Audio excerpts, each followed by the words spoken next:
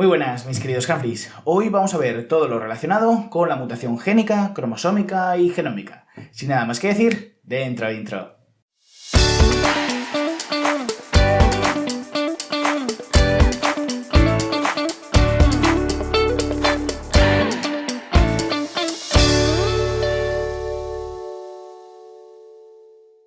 Bueno, como dije antes de la intro, vamos a ver todo lo relacionado con la mutación génica, genómica y cromosómica. Empezamos con la génica, que tenía un pequeño efecto e iba a estar relacionado con la secuencia de nucleótidos de un gen o un conjunto de genes, es decir, un tamaño muy pequeñico. Y puede ser por sustitución, imaginaros, una adenina se sustituye por una timina, una citosina por una guanina, y normalmente ocurre el 20% de los casos, y puede ser transición si es una pirimidina por una pirimidina o una purina por una purina. Aquí, por ejemplo, vemos el caso de una timina por una citosina, ambas son pirimidínicas. O, por ejemplo, puede ocurrir una transversión, que es el cambio de una base que era púrica por una pirimidínica, o la inversa, una pirimidínica por una púrica. Aquí, por ejemplo, tenemos la timina, que es una pirimidina, que cambia por guanina, que es una base púrica. Pero lo importante es el corrimiento, ya que ocasiona un desorden en el orden de lectura. Ocurre en el 80% de los casos y puede ser por la inserción o adición de nucleótidos o por la delección o eliminación de nucleótidos. ¿Esto qué problema hay? Pues que al añadir o eliminar un determinado nucleótido me está modificando los tripletes y por tanto el conjunto de aminoácidos que codifica la proteína, pudiendo llevar a una proteína diferente y por tanto a una función diferente o, lo peor, sin ningún tipo de función. El efecto génico o el efecto de una sustitución va a ser muy pequeño, porque como mucho solo va a modificar un aminoácido. Sin embargo, hay a veces que por modificar un solo aminoácido, una sola base, puede llevar a algún tipo de enfermedad, como por ejemplo la anemia falciforme. Ya sabéis, la anemia es un cuadro clínico en el que tenemos falta de energía, pero aquí ocurre en el que los eritrocitos tienen una forma de hoz, de ahí su nombre, anemia falciforme, por tanto no puede transportar el suficiente oxígeno y con ello desarrolla ese síntoma de anemia, ese cansancio porque no tenemos suficiente oxígeno. Suele estar muy indicada en África, ya que es una especie de cura contra la malaria, más o menos. Solo sobreviven los heterocigotos, los homocigotos normalmente mueren. Y solo ocurre por el cambio de un único nucleótido. De los 3.200 millones de pares de bases que tenemos, solo cambia un único nucleótido. Y eso lleva a cambiar el aminoácido de la valina por el aspartato. Conlleva la formación de esos glóbulos rojos en forma de hoz y no conlleva el suficiente transporte de oxígeno, desarrollando esa anemia. Sin embargo, el corrimiento de la pauta de lectura lo que va a pasar es que va a modificar la secuencia entera de aminoácidos desde que detectamos la mutación, como podéis observar en la imagen, y por tanto los efectos van a ser mucho peores. Aquí lo tenemos. La sustitución tiene un efecto menor, que incluso no puede tener efecto si no se cambia el aminoácido. Sin embargo, el corrimiento de la pauta de lectura va a tener muchos efectos porque me va a cambiar casi toda la proteína desde que detectamos la mutación. Sin embargo, contamos con un mecanismo de protección, y es que si solo cambia el último nucleótido, como podemos observar, ya que el código genético es degenerado, es decir, que un mismo aminoácido puede venir dado por diferentes codones, las sustituciones pueden llevar a la formación del mismo aminoácido, y aquí hablamos de una mutación silenciosa. Entonces, las mutaciones génicas, si ocurren en los intrones, recordar, esos intrusos del ARN mensajero que debemos de eliminar, van a ser silenciosas. ¿Por qué? Porque no van a codificar proteína alguna. Si ocurre en el exón, si ocurre en la tercera base, como hemos visto, al ser el código genético degenerado, puede conllevar que se forme el mismo aminoácido, por tanto también va a ser silenciosa, no va a haber ningún tipo de efecto. Si ocurre en la primera o segunda base, puede producirse un aminoácido similar, no hay problema, y si no es similar, si no está en un sitio como por ejemplo el sitio catalítico de una enzima, tampoco va a conllevar ningún efecto. Solo hablamos de un efecto cuando es un aminoácido situado en la zona activa, como por ejemplo el centro activo o catalítico de una enzima. Ahí ya sí podemos hablar de un efecto. Por tanto, observamos que en las mutaciones génicas, para que se produzca un efecto por una sustitución de una base por otra, es muy difícil. Ahora vamos con las mutaciones cromosómicas, que van a afectar a la estructura del cromosoma. Así, por ejemplo, tenemos deleción, que esto viene del inglés, delete, esa letra o esa tecla que tenéis en el ordenador que pone delete, eso es borrar, ¿no? Pues deleción quiere decir que me falta una parte del cromosoma. Duplicación, como su propio nombre indica, que se me duplica una parte del cromosoma. Inversión pericéntrica es una inversión del cromosoma, pero que involucra el centrómero, como podéis observar en esa imagen.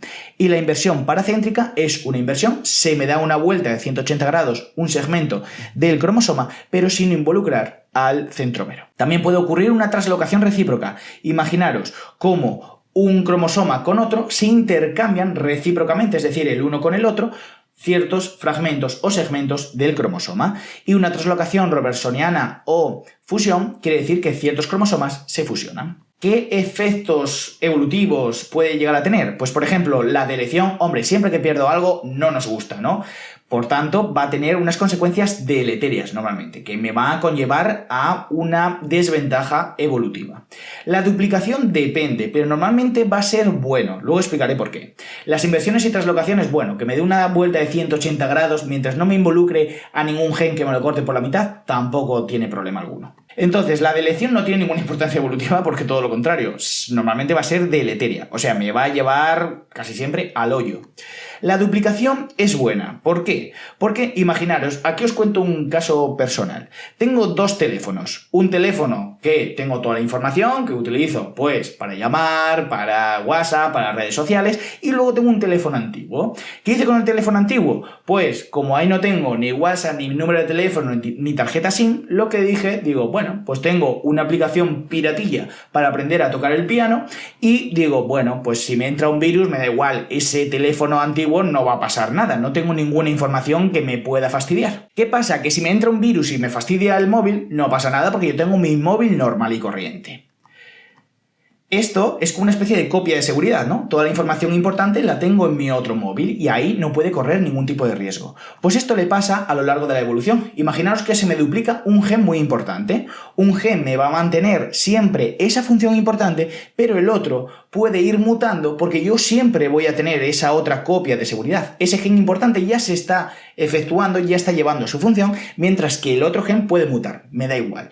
Así surgió la hemoglobina, por ejemplo. Y también puede ocurrir la fusión robertsoniana, en el que dos cromosomas se fusionan, como por ejemplo los monos antropomorfos tienen 48 pares de cromosomas y nosotros ya sabéis que tenemos 46. ¿Por qué? Porque se ha fusionado esos dos cromosomas restantes de los monos antropomorfos, se me han fusionado en un único cromosoma, concretamente el cromosoma 2 de los humanos. Y esto nos diferencia en parte de los primates.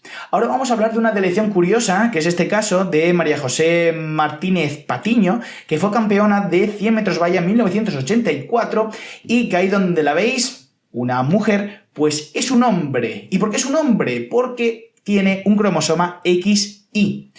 Pero es una mujer. ¿Por qué? Porque se le ha producido una deleción en un segmento diferencial del cromosoma Y, que es la que nos hace ser o tener los caracteres de hombres, como por ejemplo la barba, tener una voz más grave, una mayor masa muscular, es decir, que nos conlleva también a la síntesis de testosterona y demás. Si yo pierdo ese segmento del cromosoma Y, no desarrollo la suficiente testosterona, entonces tengo el fenotipo o las características de la mujer. Sin embargo, al tener cromosoma Y, no se me va a desarrollar a esta mujer, pues el útero ni los ovarios, por tanto sería infértil. Aquí es que hubo un caso resonado porque, bueno, fue a unas olimpiadas, le hicieron el genotipo y vieron que era un hombre. Entonces, creo que no le dejaron participar y demás. Pero que veáis que es una deleción un tanto curiosa, ¿verdad? Y ahora vamos con las mutaciones genómicas. Las mutaciones genómicas pueden ser de dos tipos: aneuploidías y euploidías. Es decir, aneuploidías, del griego, quiere decir que no es múltiplo exacto del material haploide del individuo. A, que quiere decir negación, eu, bien, y ploidía, múltiplo del material haploide. Por tanto, aneuploidía que no es múltiplo del material haploide. Y euploidía, eu, bien, ploidía, múltiplo del material haploide, pues que es múltiplo exacto del genoma haploide. Las aneuploidías pueden ser monosomías o trisomías, normalmente. Monosomías, que me falta un cromosoma de una determinada pareja, o trisomías, que tengo un cromosoma de más. Euploidías, pues puede ser monoploide, que tengo el material haploide, puede ser triploide, que tengo 3 cromosomas del mismo tipo, tetraploide, que tengo 2 pares de cromosomas, es decir, 4 cromosomas iguales. El origen puede ser autopoliploide, que procede ese material genético de más de la propia especie, o alopoliploide. ¿Qué quiere decir? Que tengo mi material genético normal, pero ese material genético que tengo de más viene de otra especie. Esto es normal en los individuos vegetales, como por ejemplo muchas especies frutales y demás. El origen de la euploidía suele ser porque los gametos no han sido reducidos. Acordaros que en la meiosis voy a tener 2 gametos con material haploide. Si no se me reduce, si no se me forma el material haploide, tengo 2 gametos diploides que al fusionarse origino un embrión con 4 cromosomas del mismo tipo, es decir, tetraploide. Esto lo inventó, digámoslo así, este hombre, Georgi Karpechenko, o sea, no que lo inventó, sino que lo aplicó. Así tuvo un rábano y una col, que lo que hizo fue extraer gametos por una meiosis normal y corriente y los fusionó, formando un cigoto o un embrión con cromosomas procedentes de la col y cromosomas procedentes del rábano. Pero se pudo duplicar fácilmente porque, al no reconocerse, al ser cromosomas diferentes, se va a duplicar de manera automática en las siguientes divisiones. Así tengo un individuo poliploide, concretamente tetraploide, 4 cromosomas del mismo tipo, pero 2 cromosomas van a proceder de la col y 2 cromosomas van a proceder del rábano. Es decir, estamos hablando de una especie alopoliploide.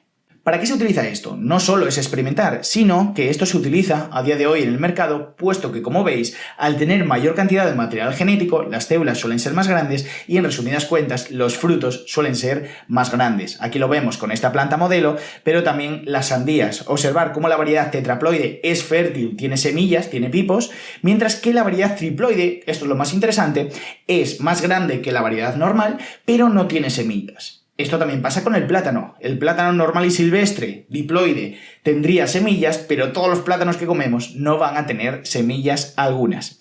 Esto sirve para que sea más grande y también que al comerlo, pues a todos nos molesta comer pipos, ¿no? Pues esto nos lo soluciona.